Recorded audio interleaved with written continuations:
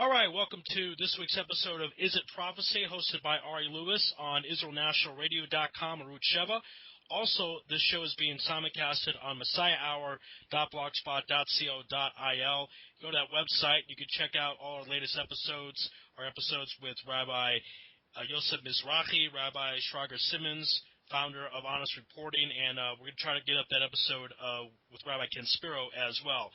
In today's episode, I'm very excited to bring him back on the program. He's been on a few times before. Very insightful, very knowledgeable about a lot of things to do with Mashiach. On the line from Solmazal.blogspot.com and Gergear.com, the world of the Ger, like that website name. Welcome back, Rabbi David Katz. Rabbi, welcome to the program. Thanks for having me on. Absolutely. Now, there has been a huge revelation recently. A lot of the mainstream news has not reported it for some reason, but we're going to report it, that a major rabbi has accepted the concept of Ger Toshav. Before we get into what Ger Toshav is, please tell our listeners who this rabbi is and what were the details of him accepting the Ger Toshav. Okay. Literally out of nowhere. When I say out of nowhere, it is out of nowhere. We've been writing the book, The World of the Ger, and in production of this entire message going back to 2011.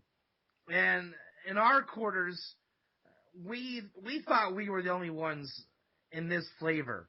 Right? There's a lot of Noahide rabbis, Noahide awareness, but really pushing the envelope of this Ger Toshav, whatever that is. We're going to get into that. We thought we were alone. You know, it's kind of like your famous sci-fi thriller, right? We thought we were the only ones in the universe. Right. And out of nowhere, Rabbi David Lau, the chief Ashkenazi rabbi of Israel, in close cooperation with Rabbi Uri Sharkey of Brit Olam, the World Noahide Center, there was an article published, and again, out of left field, not seeing this coming at all. Newsflash, after 2,500 years, the Ger Toshav is back. Whatever that means, according to the headline, right?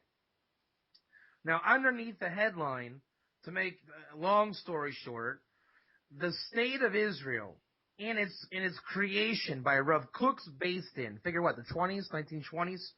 They had, again, long story short, one issue to tackle to make the Shemitah year work.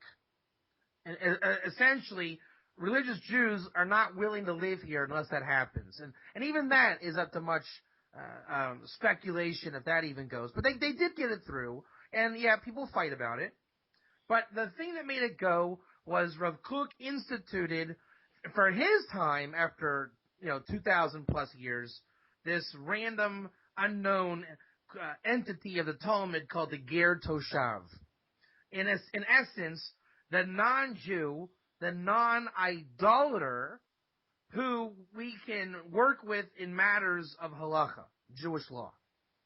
Rav Kook brings that in a lesser state than now. And after, how long were we here? 60, how many years? The country is, 60 plus. 64.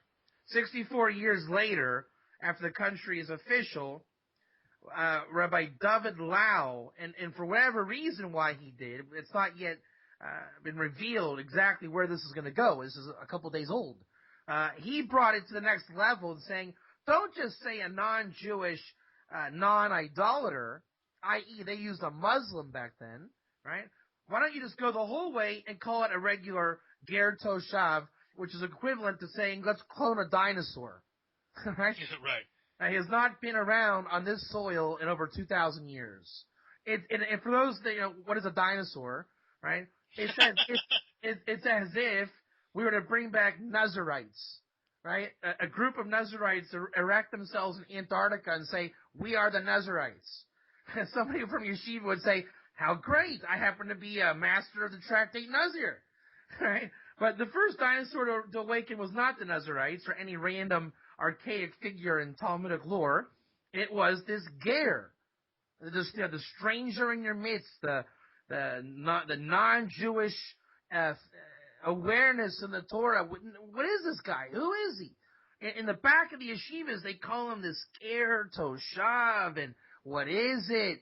Loosely, He is the Torah version of Noahide, right? Your 7 law guy. Biblically, they called him the Ger Toshav in rabbinic terms, and in Torah terms, he's just the Ger. And obviously, the challenge is what kind of Ger? Who's the Ger? I thought it was a convert. It wasn't. It's like saying that people are just person, right? The planet Earth is filled with people. What country? What color? What race? What gender? Right? So the Ger has all that. He has all these flavors to him. One that we're familiar with is convert. And for now, the first time in a long time, it's not just the convert, it's also the Ger Toshav, the biblical Noahide. And for Rav Sharkey, his cooperation, he sees it as, okay, now we don't need to keep using this English word Noahide. No one even knows what that is. Let's go back and call it what it is, the Ger Toshav. So for Rav Sharkey, he brings Noahide-ism, if we're going to call it that, to a crescendo, or a new place and time. And Rav Lau, he's bringing the land of Israel and its further plane of existence, more towards a temple awareness in the land. And both of them, at the end of the day, is one massive step towards the redemption that we seek. Okay, now one thing I'm curious about, and we may get into hot water talk with this, but let's do it because our show is about telling it like it is. How come more mainstream rabbis or more rabbis have not accepted this, and how come that we are finally getting this now as opposed to years before? I'm gonna tell it like it is. Good. You're gonna introduce me that way. I'm gonna have to do it, right? Right. Let's do it. Bad learning. I'm sorry to say, bad learning. Right? Politics, and bad learning. You go back to Rav Kook's Beis Din, and it's documented in the literature. The people that were against Rav Kook, for example, the Netziv, the Rosh Yeshiva of the famed Volozhin Yeshiva, he was against Rav Kook. Not because saying that the source was invalid. He said, okay, you have a Ger Toshav. Granted, let's say it works. Are you going to babysit the guy? And say he's going to keep the laws of kashrus? We don't know this guy. There's no infrastructure to say he's going to keep the Torah the right way. And that's the problem we have today. When you go to the shuk and you buy fruit this Shemitah year, right? How do you know where it came from? That's the complaint. And who are you to tell me that Israel is holy? That's one of the questions. In exile, does the land retain its holiness? Now, that was the argument. Always was. Go back 1,500 years ago, that was the argument for Aliyah purposes. Nobody ever questioned, is there a Ger Toshav today? What we questioned was, while we're not in the land, should we bother with it? Is it relevant? And when I'm living in Krakow in 1750, should I be concerned with making garum on that level? And the answer was probably not, because it's not worth dying over. Right? Jewish survival in Krakow was more important. But now that we're in the land and we're striving, they say, there's a Rambam that says, only with a Jubilee can you make the Ger Toshav. Everyone says, you see, when there's not a Jubilee, we can't do it. Nobody ever said that. What it is that Rambam was taken and written in a time where there was no Jubilee in sight for a long time. There were no Gerim in sight for a long time. And what he's saying is, how can you do it when you're a lone ranger in Antarctica? Should I make a Ger Toshav if I set up shop in Antarctica? but the fact is we're not in Antarctica. We are in Israel. And what they passed the law through was an answer by the Ravid, a guy who argues and comments on the Rambam. He said, granted, without Jubilee, we don't have a temple and all these things. So it's not the full status. Just like a Kohen or a priest today doesn't lose being a priest. He's just not wearing a white garment serving in a temple. But he's still a priest. So too with the Ger. Yeah, okay, he's not doing hardcore Ger things. But that doesn't mean he's not a Ger should he realize and take his right to be one. So today they've taken out of context for political reasons. Why? If I don't want there to be a Shemitah year in Israel, and someone says, Rabbi Katz, is there a Ger Toshav? I'll say, no. Why would there be? And what I'm thinking is, I don't want there to be a Shemitah year. I want to say, the aspect there's no holiness in Israel. They're not answering the question, right? They're answering what they want to say for different reasons, or they just don't know how to learn that Rambam, and that is the answer no one wants to hear, but it is the truth. All right. Again, speaking with Rabbi David Katz here on Israel Prophecy and Israel National Radio Show, also being simulcasted as messiahhour.blogspot.co.il. Now, let's go into ramifications of all of this, because a lot of times when you get talks of if we should build a third temple on our own, or if we should do this or we should do that, there's obviously a lot of fighting. What do you anticipate fighting-wise that will occur from other sides, because this Ger Toshav has now been entered into our context, and we're now talking about it on the air? Can we get back to learning real Torah, please? That's the first one. Now, why do I know this law? Why does Rabbi Lau know this law? Why does Rabbi Sharkey know the law? The answer is, 10 years ago, I did not know this law, and I never would have. Never, ever, ever would have. But when you teach Noahides, and they have a different perspective, this is their identity on the line. So they're going through the Torah looking for, is that me? Am I the Ger? And here's Rabbi such and such, right? And he says, no, that's a convert. And you get enough of these questions, you start to say, I'm lying to this guy. Even if you're not lying, you're saying, I'm giving the party line. There is no Ger Toshav until Jubilee. But you are told to say that. And when you look at the sources, and the Noahides and the non-Jews bring sources we've never looked at. And the missionaries will say, that's the Christian thing. But when it's in Torah in the name of mitzvot, Hashem, the aspect where we're on the same page as the Ger Toshav, which the Rambam calls mekablin. Many people think that means we accept it. It means we're on the same page. You start to say, maybe I was reading a bit of politics in the way I was thinking. When you start to learn the sources, you say, maybe I was a little bit more politically inclined than I thought. And that's called doing tshuva.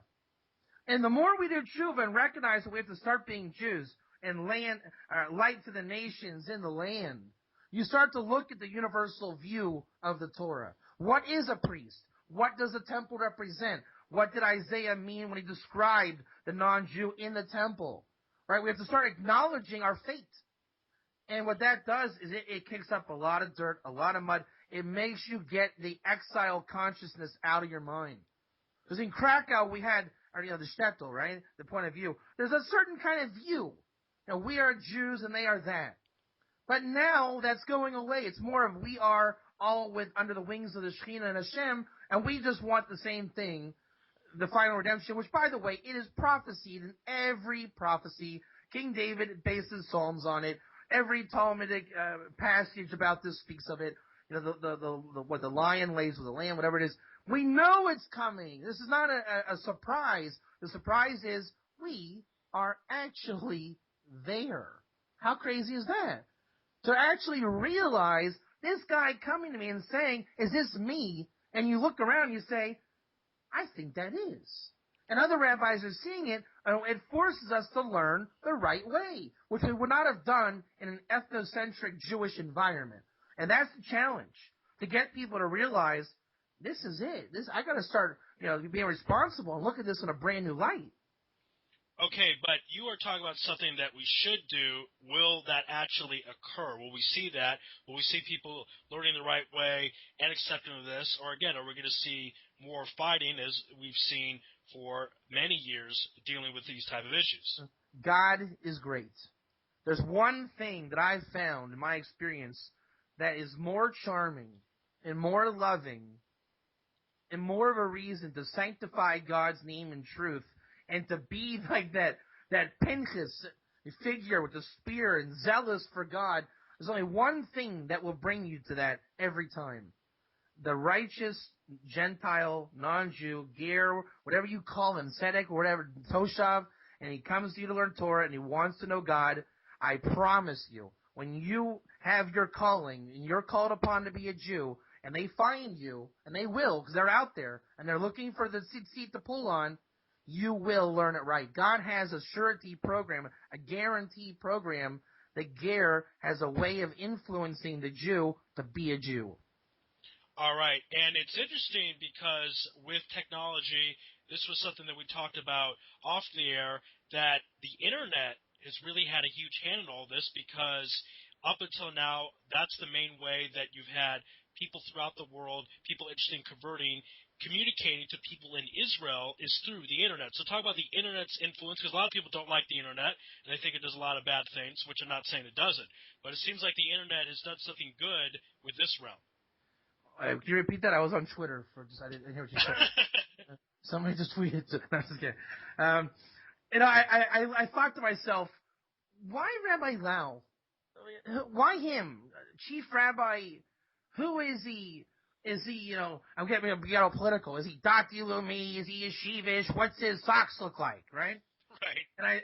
And I read Wikipedia, hoping to find something, right? And I did. He actually, his notoriety, now whether he holds this as a notoriety or Wikipedia wants to embellish this fact, he is an advocate of pushing halacha, Jewish law, through the cyberwaves. Right? Maybe, for example, can you do a based-in of testimony of Gerim, based-in of 3 Jews through Skype? It's a question that comes up a lot. And from what I can tell, I didn't go hardcore researching his thing, but what I found is he's pushing that progression. And with that said, this is happening overnight. I mean, overnight. Until 2005 or 6, let's call it 2006, because we're going to mention that in the Zohar time. Remind me on that one. All right, let's say 2006. You live in St. Paul, Minnesota. You live in Jacksonville, and this guy lives in the Philippines. You're not going to know about each other.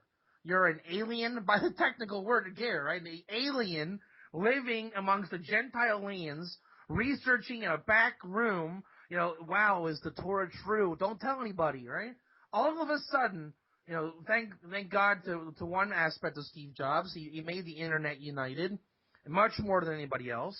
And all of a sudden, these guys are networking. Their Facebook groups sharing. They're talking. Groups are forming. And what people used to say, not in my lifetime, you might have the truth, buddy. You might have a good idea, but good luck spreading that in my lifetime. Now, overnight. Right, we hear about the Muslims became Muslim overnight with Ishmael's or with Muhammad's whole thing, right? But now the Ger is having his time. Literally overnight, we have found the world has a new people. The Ger, whatever they know to call themselves that or recognize it. Overnight, through the internet, we have given birth to the prophetic baby of the birth pangs of the Messiah, and right in front of our very eyes. So you don't have, I thought this a lot, that if you look in the last 10, 15 years, you could even go to the last just simply 8, the explosion of YouTube, Facebook, Wikipedia, it's really sped up the world. It's made the world more connected. I thought those were signs of the Messianic era, Mashiach, etc. Do you agree with that as well? I have a theory. I like theories, right? Sure. And this, I think, takes them all so far.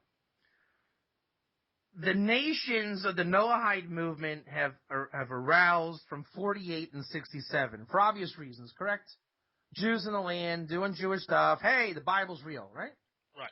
And we all know America pulls strings, if at least for funding the military and saying when or when not to strike. Agreed? Oh, yeah. And Israel has been very effective, even if you want to say in the Mossad circles, of bringing down enemies, or they're running affairs on some level, even if it's bringing business and economics to the land. Agreed? Yes. Okay. What happened in 2006? If you look back, we gained autonomy in our land. For the first time, we waged a war against Hezbollah. We paid for it. We waged it. We ended and began it when we felt like it. For the first time, Israel had Jewish people on its soil being Jews. We might not have been the best in that war, but we broke the umbilical cord and we were us. And that's when you see the non-Jews said, wait a minute, this was all fun and games, but now that's a Jew in the land being Jewish. That fight. Like the homing device goes off and says, I gotta do something. Only the word Ger is missing from consciousness. So there's no articulation yet. You can't even speak about it because you don't know what to say. And then you see internet explodes. All these things explode, and I'm telling you, it's because the Jews woke up and became in control of the land of Israel for the first time since that temple came down. So you think that as a result of that, we saw an explosion of technology of these things like YouTube, Wikipedia, Facebook, they all happen in the 2006 time. You think that is correlated to how we handled ourselves in the land of Israel? 100%, and it's only gotten stronger. Why was this Hamas war different? I don't remember the anti-Semitism in the Hezbollah war, do you? Do you remember people doing that? I don't remember that at all. Especially not from the American government. That's right. I remember missiles going over my head and spot. I remember people caring about my safety and well-being, people that maybe in this war wouldn't have done that. This war, we were in Germany, were we not, with the signs, no Jews allowed here. We saw it for the first time in our lives. You're about my age, right? So we grew up in the 90s. We didn't know that. We watched Saved by the Bell and Beverly Hills 90210, and we were all friends, Jews and non-Jews. There was no anti-Semitism, really, and the world just got along. First time you see, wow. So what changed? It wasn't because all of a sudden the Jews that were in America were now seen as, no. The point is, we were in Israel. We waged our war. We were responsible for our actions. No longer can you just say, well, Bush was pulling the strings, and no more. This was a Jewish war, and we were held responsible. And that's good.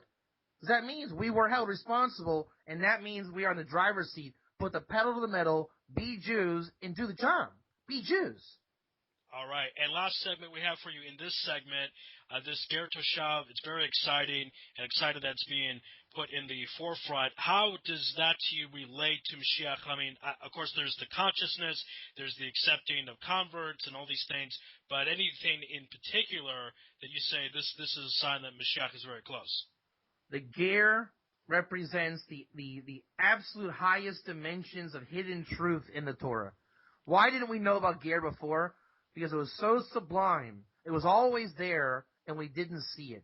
This is a mystical dimension called the Torah of Shem. All those archaic, random, quirky things are coming back, and they're called truth. We are seeing the truth. The truth is returning, and that is what Mashiach represents on all levels. First, reminder, everyone, that we are on Israel National Radio, Route Sheva, and the show is being simulcasted on messiahhour.blogspot.co.il. If you have any questions, comments, concerns, complaints, it's a Jewish country, whatever you like, email me at messiahhour@gmail.com. Again, we are very excited to have Rabbi David Katz on the other side. Yom Kippur is tonight, if you're listening to this, so make sure that you daven hard, because this will be a very special year, as we'll find out more on the other side. At least we hope it is a special year. So we'll take a break. We'll have more with Rabbi David Katz on the other side. This is It Prophecy on IsraelNationalRadio.com.